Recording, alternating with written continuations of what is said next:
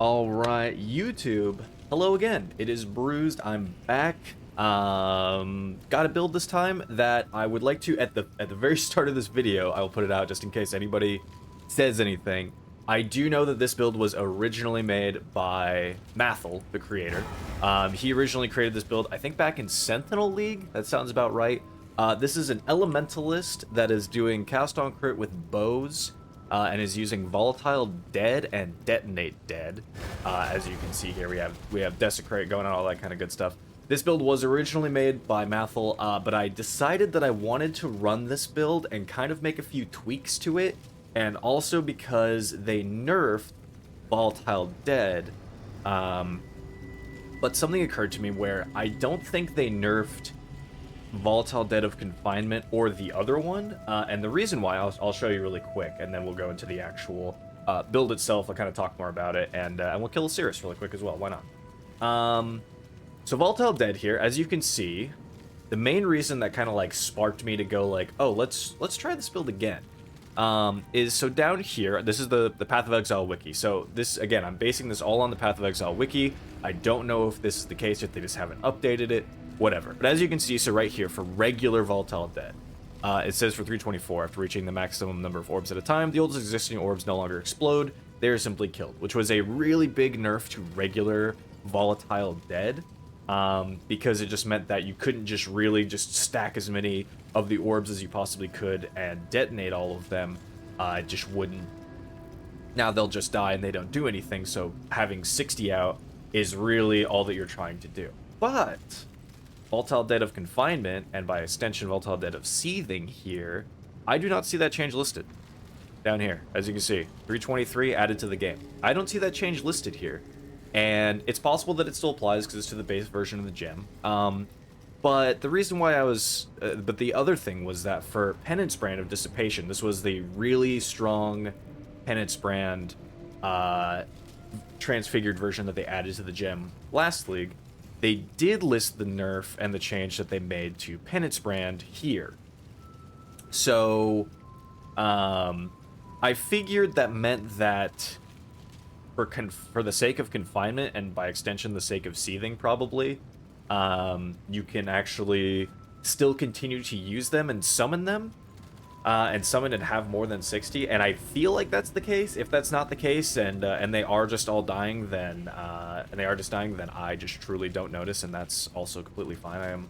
I stand to be incorrect. Also, let me my fat head was in the way. No, we're good. Okay, sorry. And with that, so that's the reason why I made this character. Is I really wanted to just see if with the transfigured version of VD, if the build still felt good for one thing, but if it also seemed like the character overall was not nerfed with this version, and I feel like it wasn't that, or I'm coping, but the build itself is incredibly smooth. I like just zoomed all the way up to 93 like I am right now, and yeah, and I've just been kind of going through and having a lot of fun with this character. So before we start as well, I'll just go over the bow really quick. So we're using a shaper-based spine bow because it has like a really good crit strike chance for the attacks that it has as the base attack that it has. We're using minions deal increased damage, and the reason for that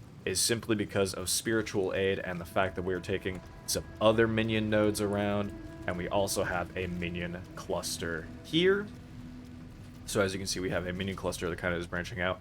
So spiritual aid, just a really good way to double dip, and therefore using minions dealing increased damage is good because that just applies to us, which then applies to Volatile Dead and Detonate Dead. We're also taking some increased life stuff here. And the other thing is we're grabbing the Forbidden Flesh and Flame from Necromancer of Corpse Pact, which Corpse Pact just makes it so that you have increased attack and cast speed based on how many corpses you've consumed recently. We consume a lot of corpses, so we, believe it or not, attack very, very fast and just get to create just constant explosions going off all the time, and it's a lot of fun. So yeah, and we're trying really heavily to get minus mana cost on our skills. So you can see I have a Watcher's Eye here for Non-channeling skills, minus mana cost while affected by clarity.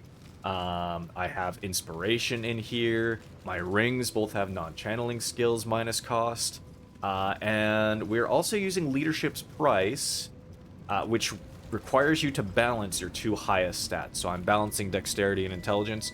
Believe me, that is the most annoying part of this build, is anytime that you want to change gear, anytime you want to make an adjustment, sometimes you have to rebalance your stats, and it sucks. Or if you're like, you last minute want to make a change to your tree, then you have to rebalance your stats again, or try to grab some stats elsewhere, pick up some things here, wherever else. The other thing that's kind of annoying to figure out is accuracy, but thankfully with us being Elementalist and taking the Golem nodes here, we actually get a lot of accuracy thanks to Summon Ice Golem.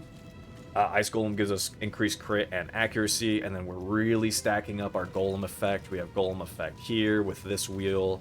We have Golem effect just from being Elemancer. We have Primordial Bond here. We have Primordial Bond here, and these Megalomaniacs. Yeah, and what I will say, cost-wise, this build wasn't too expensive to put together. If you try to buy just a base Shaper Bow that's 6-linked, though, it'll probably be very expensive because it'll be people running a similar style of build or have it with spell damage instead of minion damage.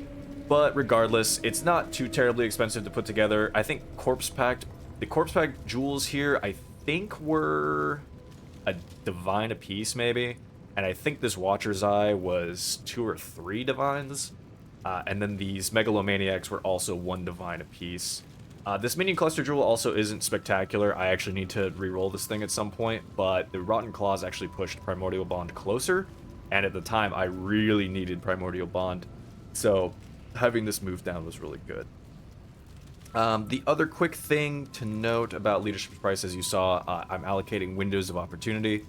If you're wondering what that is this one. Reduce skill effect duration and debuffs expire 15% faster. The primary reason we're doing that is because BD of Confinement has a duration.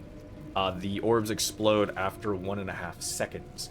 So you kind of want, the faster you can make them explode, the better it is for you.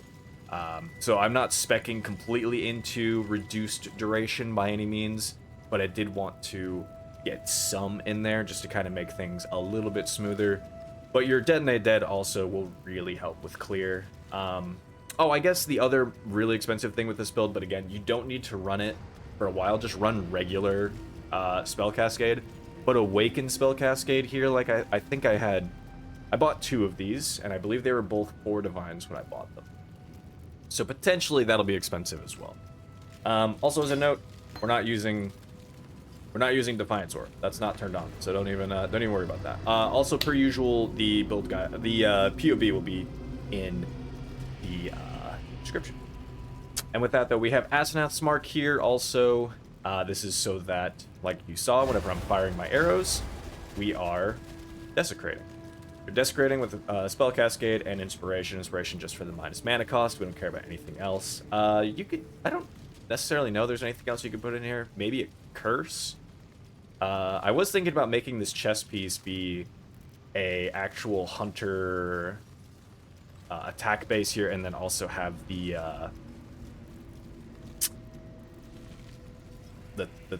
you can apply an additional curse and then putting the curse in the hat. That way, then it's kind of flipping back and forth. You'll be desecrate, curse, desecrate, curse, desecrate, curse. You put flammability in here. I have not decided if I'm going to do that yet or not, but that's where it is.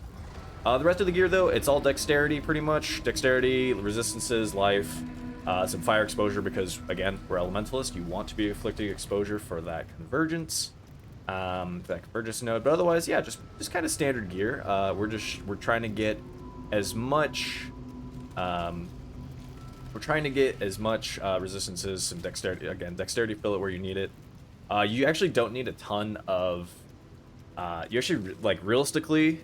These suffixes are really all that you care about as far as a quiver goes. You could get some more global crit multi, I believe.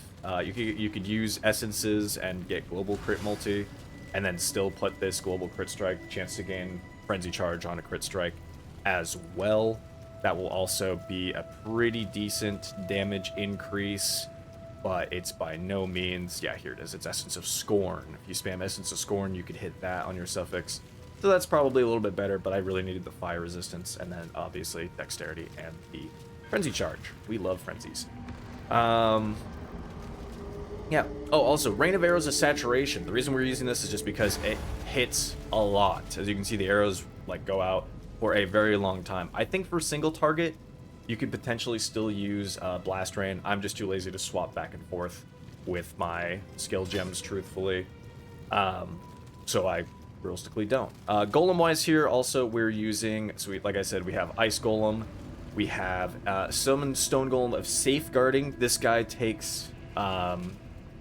he takes melee damage. Like, if you get hit by a melee attack, he takes 15% of the damage before I do. So it really helps with your survivability when you're taking those big melee hits from guys. And on the subject of physical damage reduction, we're using a Chaos Golem as well for more physical damage reduction. And then we're using a Lightning Golem. Those are our 4 boys here. I don't necessarily know off the top of my head how you could fit in a 5th.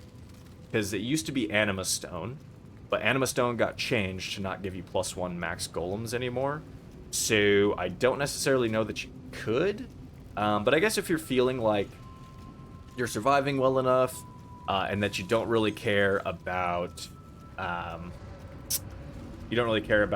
Chaos Golem, you could swap this for a Fire Golem instead, and you can swap this for a Fire Golem, and you'll be probably be in a more damaging spot, but tankiness wise, it's always a good thing. That's pretty much the majority of this build. The actual auras we have turned on, do say that really quick. We got Herald Ash, Clarity, Precision, and Skitterbots. Yep. Clarity, because obviously we need that for the Watcher's Eye to actually activate.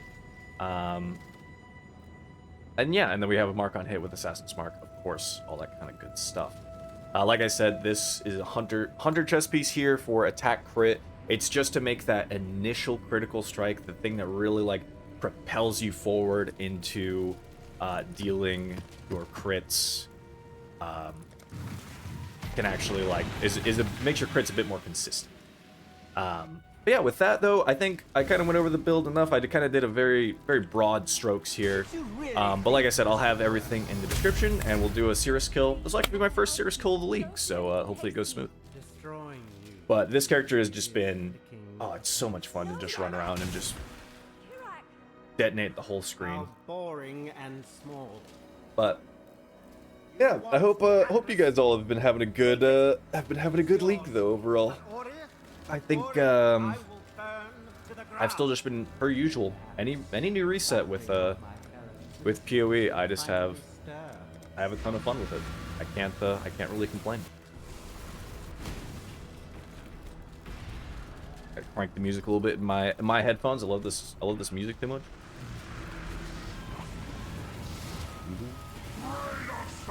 Okay. A real talent. You finally caught my attention.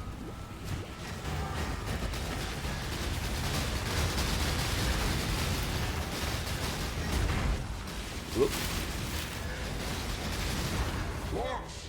Yeah, you can see damage-wise, that's really solid right there. I will not shirk at that. That was even like I had to run around in circles a little bit. Ah!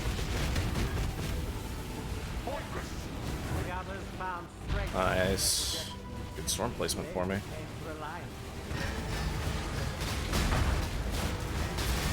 The only problem is obviously hard to see the ground. So if there's ground effects that you have to dodge, boy oh boy, good luck.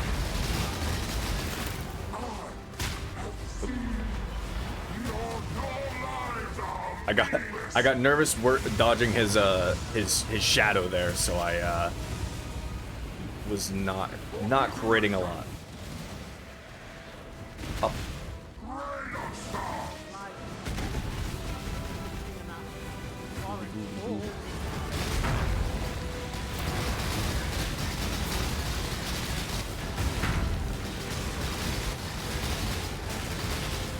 Alright, cool. Oh, never mind. Oh, Oh, also, if you're wondering what is in my Desecrate pool, I'll have it... I'll make a note about it. But the only thing I have in my Desecrate pool is Meat Sack. Meat Sack is just a monster that has a ton of life. It was in Affliction League as well. There are all flames. Whoops, I was thinking too much about it. I thought there was more of a gap in that storm. My bad. I didn't realize that 3 of them were all bundled up right there. But yeah, all that I have in it is Meat Sack. So you see these these big guys with their eyes out. That is Meat Sack, and those are the only thing I have in my Desecrate pool because they have a very large life total. So for detonating purposes with Volatile Dead and with Volatile Dead for the corpse explosion piece, that is a very good fit. Thanks for chilling in the middle of the town right there, buddy. I appreciate it. Actually, you know what? I needed flasks. That's all that was.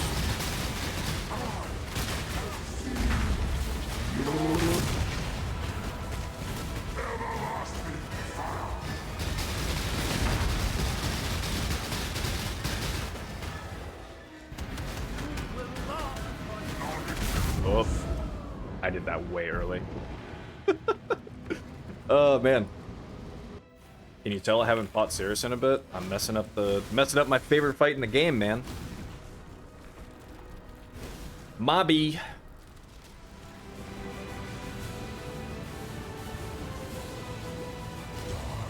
Oop. I knew he was gonna do that too. Oh, this is an awkward area for that. Oh, I didn't want to double dash. Right into it, eh? Okay, there we go. There we go. Sorry, choked a little bit. We're good. We're good. I choked just slightly. But yeah, overall, like I was showing there, damage I feel like is very, very solid with this character. It can seriously just go even higher. I think in fact doing that additional curse version and actually having this at tier 1 critical strike chance instead of tier 2. Right, there's only 2 tiers. If you had that and then you had a flammability setup as well, I think you'd be in an even stronger kind of position with this build. But like I said, I'm only level 93. I have a few more things that I would like to do point-wise with this character. Mostly, probably just taking this gem socket here and just throwing some more big crit multi in there if I can. Maybe taking the point here for fire exposure inflict adds an extra -5 with the help of Mastermind of Discord. That's going to be a lot of minus resistance, which is always a bonus.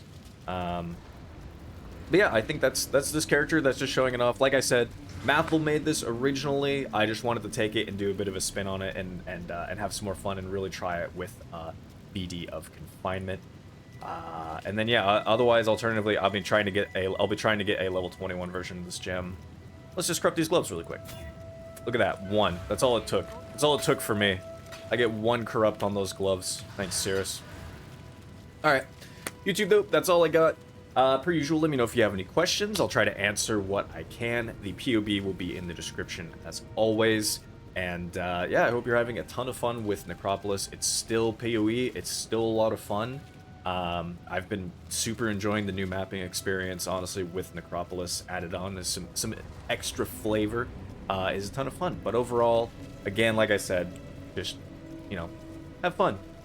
Do some memes. Why not, right? That's what we're all here for. Meme it up, have some fun. Bye, YouTube.